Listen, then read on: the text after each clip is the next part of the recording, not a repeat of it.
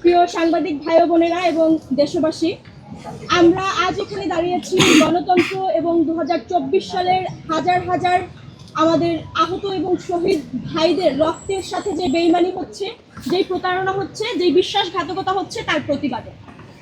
আমরা দেখেছি 2024 সালের গণঅভ্যুত্থানের পরে বাংলাদেশের সর্বস্তরের মানুষ আশা করেছিল বাংলাদেশে একটি নতুন রাজনৈতিক প্রেক্ষাপট তৈরি হবে এবং নতুন নৈতিকতার সৃষ্টি হবে।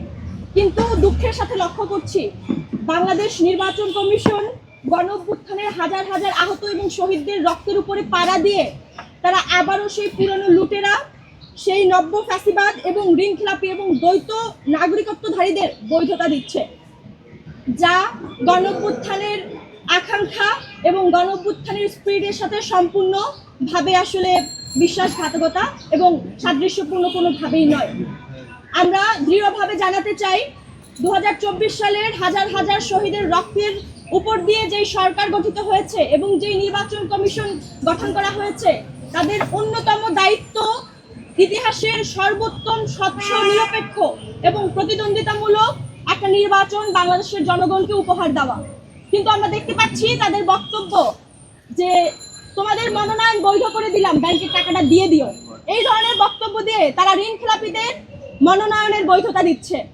এবং যারা সুসময়ের পাখির মতো বাংলাদেশে এসে সুসময়ে রাজনীতি করে এবং সুযোগ বুঝে হাজার হাজার কোটি টাকা লুটপাট করে বিদেশি নাগরিকত্ব নিয়ে বাংলাদেশের দুঃসময় কিংবা ক্রান্তিকালীন সময়ে জনগণের পাশে না থেকে বিদেশের নাগরিকত্ব নিয়ে বিদেশে জীবনযাপন করে, 24 পরবর্তী বাংলাদেশের নতুন রাজনৈতিক প্রেক্ষাপটে তারা এসে সেই দ্বৈত নাগরিকত্বধারীদেরকেও এই নির্বাচন কমিশন বৈধতা দিচ্ছে জনগণের প্রতিনিধিত্ব করার জন্য, যা বাংলাদেশের জনগণের সাথে, জনসাধারণের সাথে এবং আমাদের আহত এবং শহীদ ভাইদের সাথে সরাসরি প্রতারণার শামিল।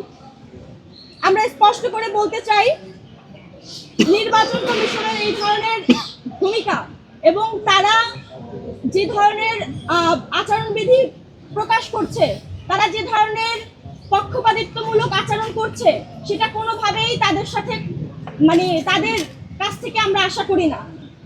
প্রাপ্ত তথ্য এবং দাখিলকৃত মনোনয়নের তালিকা অনুযায়ী রাষ্ট্রায়ত্ত ব্যাংকের বিপুল পরিমাণে অর্থের ঋণখেলাপি প্রার্থীদের মনোনয়নের বৈধতা দেওয়া হয়েছে।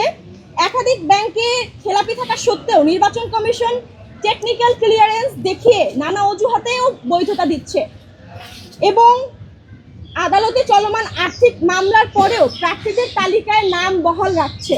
আমরা স্পষ্ট করে বলতে চাই, ঋণখেলাপি শুধুমাত্র একটি অপরাধ নয়, রাষ্ট্রীয় সম্পদ লুটের প্রতীক এবং সেই লুটেরাদের প্রতিনিধিত্ব করার বৈধতা দেওয়ার মাধ্যমে বাংলাদেশকে একটি লুটেদের হাতে আনুষ্ঠানিকভাবে তুলে দেওয়ার পায়চারা চলছে এবং রাষ্ট্রকে লুটের আবার নতুন করে লাইসেন্স প্রদান করা হচ্ছে, আমরা যার তীব্র নিন্দা এবং প্রতিবাদ জানাচ্ছি। একইভাবে আমরা লক্ষ্য করছি বিদেশে নাগরিকত্ব ত্যাগ সংক্রান্ত অস্পষ্ট এবং প্রশ্নবিদ্ধ কাগজপত্রের উপর ভিত্তি করে মনোনয়ন বৈধ করা হয়েছে। বিদেশি পাসপোর্ট এবং দীর্ঘদিন বিদেশে বসবাসরত তথ্য থাকা সত্ত্বেও নির্বাচন কমিশন তদন্ত ছাড়াই তাদেরকে অনুমোদন প্রদান করেছে। দ্বৈত নাগরিকত্ব সংক্রান্ত আপত্তি নিষ্পত্তি না করেই প্রার্থীদের মনোনয়ন বৈধ ঘোষণা করা হয়েছে। যারা সংকটকালে দেশের পাশে ছিল না, জনগণের পাশে ছিল না এবং বারবার করে বলছি, যারা অতিথি পাখির মতো এসে সুসময়ে বাংলাদেশে রাজনীতি করতে চায় এবং দুঃসময় দেশকে ছেড়ে বিদেশে পাড়ি জমায়, তাদের বাংলাদেশে রাজনীতি করার কোনো অধিকার আছে বলে আমরা মনে করি না। এবং বাংলাদেশের অর্থ লুট করে ব্যাংকের ঋণখেলাপি রেখে যারা দেশের সম্পদ লুটের সাথে যুক্ত, তারাও কোনোভাবে এদেশের জনসাধারণের প্রতিনিধিত্ব করার বৈধতা রাখে বলেও আমরা মনে করি না।